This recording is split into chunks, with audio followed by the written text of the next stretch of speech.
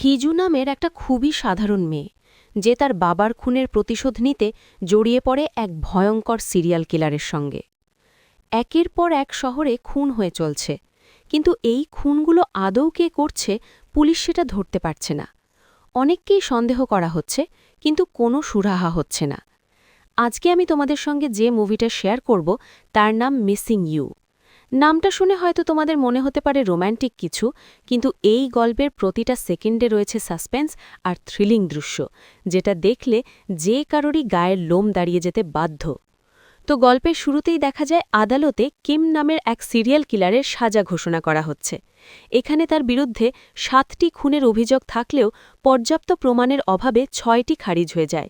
এই ৬ জন ভিকটিমের মধ্যে নামহি নামের একজন চিফ ডিটেকটিভও আছেন, আর সেখানেই আমরা তার ছোট্ট মেয়ে হিজু এবং আরেকজন ডিটেকটিভ ডে ইয়ংকে দেখতে পাই, যে চিফ নামহির ঘনিষ্ঠ সহযোগী। কিমের সর্বশেষ শিকার অর্থাৎ ৭ নম্বর ভিকটিম হল তার নিজের গার্লফ্রেন্ড ইয়ন। একটি গোপন সাক্ষীর সাক্ষ্য দেবার কারণে কিম এই একটি খুনের অপরাধেই প্রমাণিত হয়। এই জন্য তাকে ১৫ বছরের সাজা দেওয়া হয়। এত কম সাজা দেওয়ার কারণে ভিকটিমদের পরিবারের লোকজন আহাজারি করতে থাকে, আর কোর্টের পরিবেশ উত্তপ্ত হয়ে ওঠে। ওই সময় ডিটেকটিভ ডে ইয়ংও প্রচণ্ড রেগে যায় এবং কিমের দিকে ছুটে গিয়ে বলে, আমি জানি তুমি চিফকে মেরে ফেলেছ। যেদিন তুমি কোর্ট থেকে মুক্তি পাবে সেদিন আমি তোমাকে আবার আদালতের সামনে দাঁড় করাব। এরপর দেখা যায় কিমকে যখন সেখান থেকে নিয়ে যাওয়া হচ্ছিল, তখন সেখানে বসে থাকা একজন লোক এক দৃষ্টিতে তার দিকে তাকিয়ে থাকে। এদিকে ছোট্ট হিজু তার বাবার খুনের বিচার না পেয়ে চোখ ভরা পানি নিয়ে ধীরে ধীরে কোর্টরুম থেকে বেরিয়ে আসে। এরপর গল্প চলে যায় ৩ মাস আগে, যেদিন কিম চিফ নামহিকে খুন করেছিল। চিফ যখন তার গাড়ি থেকে নামছিল, তখন কিম খুব কৌশলে ছুরি দিয়ে তার গলায় আঘাত করে, কারণ চিফ তার সব সিরিয়াল কিলিং কেস তদন্ত করছিলেন। এরপর কিম ট্যাক্সিতে করে সেখান থেকে চলে যায়।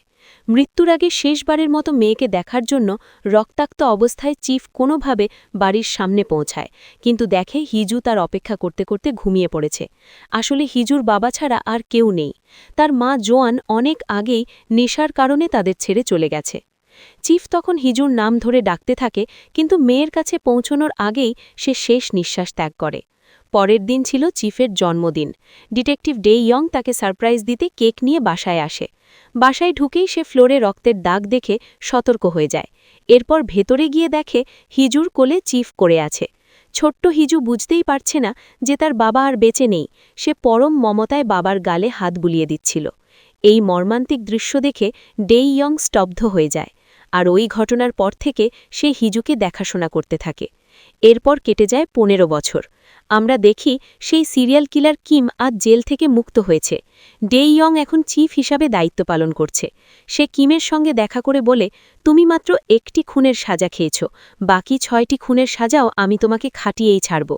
এ কথা বলে সে চলে যায়। এরপর কিম তার ফোন বের করে মিনসো নামের একজনকে খুঁজতে থাকে। অন্যদিকে হিজু এখন অনেক বড় হয়েছে। সে একটি বিল্ডিংয়ের ছাদে গিয়ে এক মহিলাকে লক্ষ্য করে। এই মহিলাই তার মা। সে প্রতিদিন কাজের আগে লুকিয়ে লুকিয়ে তাকে দেখে। এ সময় তার মায়ের বর্তমান স্বামী সেখানে আসে। হিজু তার কাছে গিয়ে বলে, আমি তোমাকে আগেও সাবধান করেছিলাম, তুমি তোমার স্ত্রীর গায়ে হাত দেবে না, কিন্তু তুমি আমার কথা শোনোনি। খুব শিগগিরই তুমি মারা যেতে চলেছ, সাবধান থাকো। এ কথা বলে হিজু সেখান থেকে চলে যায় এবং পরে পুলিশ হেডকোয়ার্টারে যায়, যেখানে সে একজন ক্লিনার হিসাবে কাজ করে। এদিকে ডে ইয়ংকে দেখা যায় অফিসের সবার কাছ থেকে কিছু টাকা তুলে হিজুর টেবিলে রেখে দিতে। আসলে চিফ যখন বেঁচে ছিল, তখন হিজু প্রতিদিন তার বাবার সঙ্গে এই অফিসেই আসত। বাড়িতে যেহেতু তাকে দেখাশোনার করার মতো কেউ ছিল না, তাই অফিসের লোকজনই তার আপনজন হয়ে ওঠে। সবাই তাকে অনেক ভালোবাসত, তাই প্রতি মাসে তারা নিজেদের বেতন থেকে কিছু টাকা তুলে হিজুকেই দিত। এরপর চিফ ডে ইয়াং তার ২ জুনিয়রকে কিমের ছবি ও তথ্য দিয়ে বলে সব সময় তার উপর নজর রাখবে। তাই কিম এখন যে হোটেলে অবস্থান করছে, ওই ২ গোয়েন্দা সেই হোটেলের উদ্দেশ্যে রওনা হয়। এদিকে ডিটেকটিভ চা নতুন যোগ দিয়েছে, তাই সিরিয়াল কিলিং সম্পর্কে তার কোনো ধারণা ছিল না। সে ডিটেকটিভ ইয়নের কাছে এই সম্পর্কে জানতে চাইলে ইয়ন বলে যে কিম তার ভিকটিমদের হাত পেছনে টেনে ভেঙে দিত, তারপর পলিথিনে পেঁচিয়ে শ্বাসরোধ করে মেরে ফেলত। কখনো কখনো আবার কুকুরের চেন পরিয়ে ফাঁস দিত এবং শরীরের বিভিন্ন অংশ কেটে ফেলত। সর্বশেষে তার গার্লফ্রেন্ডের প্রতারণার কথা জানতে পেরে তাকেও নির্মমভাবে হত্যা করে।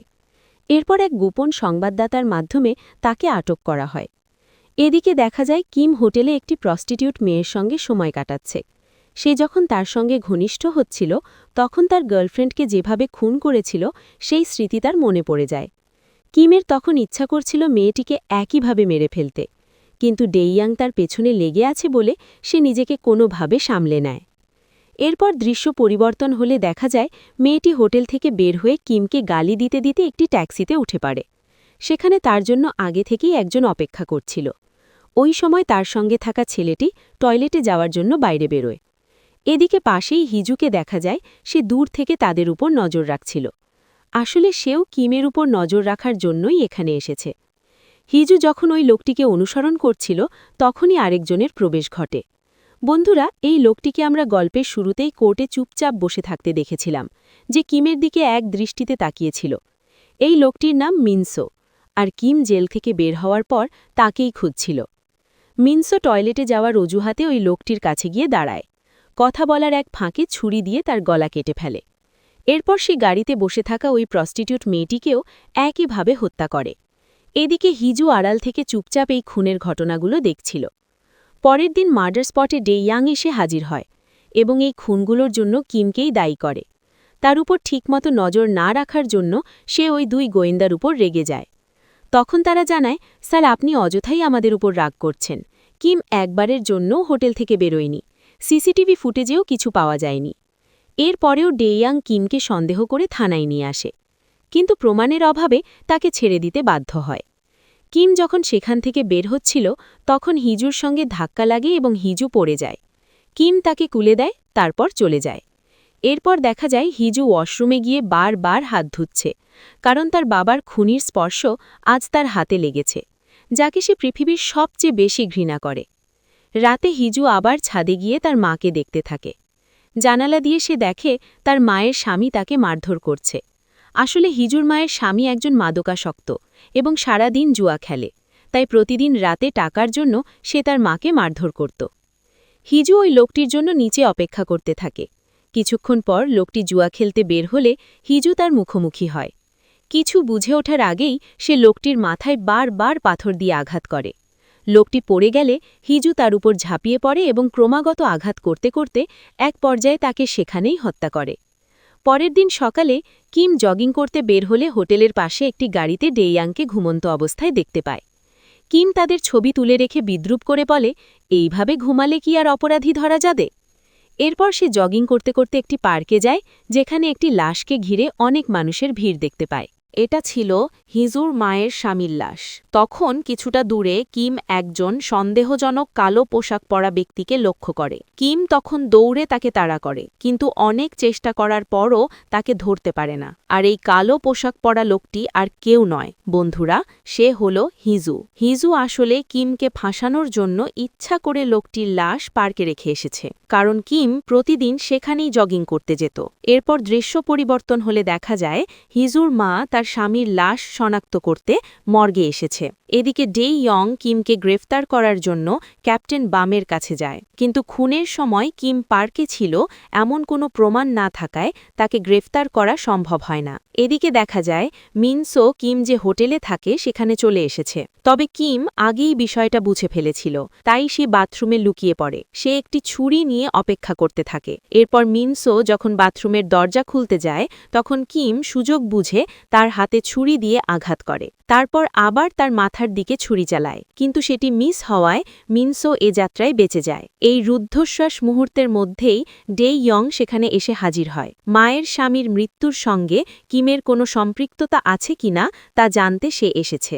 ডেইয়ংকে দেখেই মিনসো দ্রুত দরজার পেছনে লুকিয়ে পড়ে। কিম তখন ডেইয়ংকে বলে, আমার রুমে কিন্তু আরেকজন অতিথি এসেছে। ডেইয়ং যখন বুঝতে পারে যে তার পেছনে কেউ আছে তখন সে ঘুরে তাকায়, কিন্তু তার আগেই সুযোগ বুঝে মিনসো সেখান থেকে পালিয়ে যায়, ফলে ডেইয়ং তাকে ধরতে পারে না। তো বন্ধুরা, এখন তোমাদের মনে প্রশ্ন আসতেই পারে, মিনসো আসলে কে আর কেন সে কিমকে মারতে চায়? এর উত্তর একটু পরেই জানা যাবে। এদিকে হিজু কয়েকদিন ধরে তার মাকে দেখতে না পেয়ে তার বাসায় যায়। ভেতরে গিয়ে দেখে তার মা বিষ খেয়ে আত্মহত্যা করেছে। দূর থেকে যাকে দেখে সে একটু সান্ত্বনা পেত, আজ সেও আর নেই।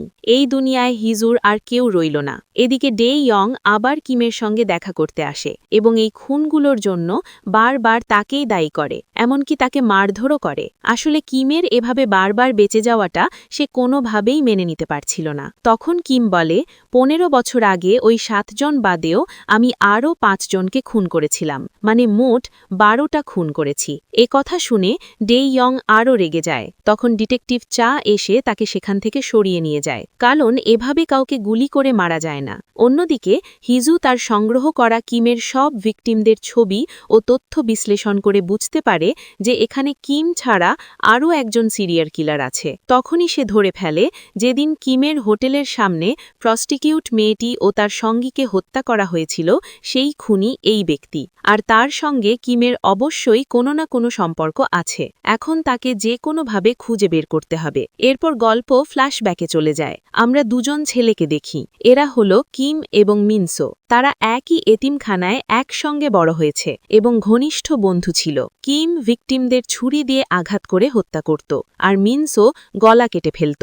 অর্থাৎ 15 বছর আগে এই সিরিয়াল কিলিংগুলো তারা দুজন মিলে করেছিল। কিন্তু কিম কখনোই মিনসোর নাম পুলিশের কাছে প্রকাশ করেনি। এদিকে ডে ইয়ং তদন্ত করে জানতে পারে, কিম জেলে থাকার সময় যাকে বারবার ফোন করত এবং যে গোপন সংবাদদাতা কিমকে ধরিয়ে দিয়েছিল সে হলো মিনসো।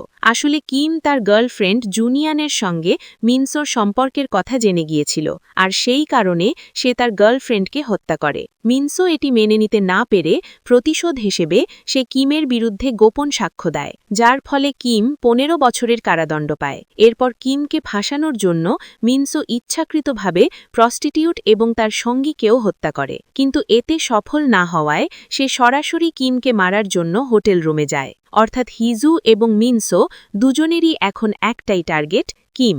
এদিকে ডে ইয়ং তার সহকারীদের কিম ও মিনসো দুজনের উপরই নজর রাখতে নির্দেশ দেয়। অন্যদিকে হিজু কিম ও মিনসোর মধ্যে সম্পর্ক সম্পর্কে জেনে ফেলে। এরপর মিনসোর সব তথ্য সংগ্রহ করে একটি কপি কিমের দরজার সামনে রেখে আসে, আর সেটা পাওয়ার পর কিম পুরোপুরি নিশ্চিত হয়ে যায় যে তার বন্ধু হয়েও মিনসোকে পুলিশের কাছে ধরিয়ে দিয়েছিল। এদিকে হিজু দোকানে গিয়ে কুকুরের একটি চেইন কিনে আনে এবং গাড়ি ভর্তি কাঁচের বোতল কিনে মিনসোর বাসায় যায়। এরপর কাজ শেষ করে মিনসো যখন বাসায় ফেরে, তখন সে হিজু রেখে যাওয়া কাঁচের টুকরোগুলোর উপর পা দেয়। লাইট অন করতেই দেখা যায় পুরো ফ্লোর জুড়ে হিজু কাঁচের বোতলের ভাঙা টুকরো ছড়িয়ে রেখেছে। মিনসো কিছু বুঝে ওঠার আগেই হিজু তাকে বিদ্যুৎস্পৃষ্ট করে সেখানেই হত্যা করে। এরপর আবার কিমকে ফাঁসানোর জন্য সে মিনসোর লাশ কিমের রুমে রেখে আসে। কিম যখন ওয়াশরুম থেকে বের হয়ে বিছানায় আসে, তখন লাশ দেখে চমকে ওঠে। ঠিক তখনই কেউ পেছন থেকে তাকে আক্রমণ করে। কিমের পাঁজরে ছুরি বসিয়ে দেয়, যাতে সে নড়াচড়া করতে না পারে এবং আক্রমণকারীর মুখ দেখতে না পারে। কিম তখন জিজ্ঞেস করে, তুমি কে, আমাকে এভাবে মারছ কেন? হিজু তখন বলে, আমি সেই মেয়ে যে ছোটবেলা থেকেই শুধু তোমার জন্য অপেক্ষা করছি। এরপর সে কুকুরের চেন দিয়ে কিমের শ্বাসরোধ করে তাকে অজ্ঞান করে ফেলে।